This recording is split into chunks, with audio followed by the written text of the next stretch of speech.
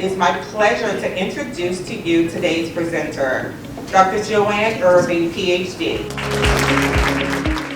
In 2019, COVID reminded us that no matter how prepared we think we are for the future, we're always surprised when it arrives. Turbulent times have accelerated the need for leaders to change.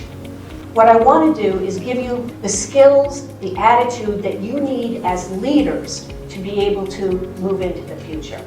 Leaders today have to be doing things like asking questions that challenge conventional wisdom. They have to challenge their own assumptions and beliefs. They have to take action in the face of ambiguity, make decisions facing circumstances that really you've never faced before, and frequently without enough information to do it. You need to be able to act in the face of ambiguity. When I thought about the 30 years I've spent working with very successful leaders, I thought about which are the leaders that were really exceptional. These were all people that were very successful, but who was exceptional? Who stood out in the group? Who was most wise? Who was most transformative? And what I noticed was that they were all very courageous and relentlessly curious. In psychology, what we know is that a major determinant of our behavior is our self-image. If we think of ourselves as having courage and curiosity, when we're faced with a challenge, we will look for the nuances, look for the opportunities to take action. But if we don't think of ourselves as having the C-squared factor, as I call it, we'll tend to put our heads down, focus on the task at hand, avoid conflict, and hope it just goes away. So what we believe about ourselves determines how we'll behave.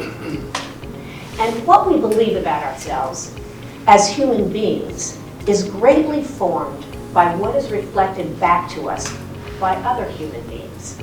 Courage and curiosity in leadership is not exactly a unique idea, right? If you Google books on leadership, courage and leadership, you get 48 million hits of books on courage and leadership. And if you Google curiosity and leadership, you get, not books now, but still 43 million hits. So it's not exactly unique, but what I realized is that it's the synergy of the two of them, the alchemy, that really makes the difference in champion leaders.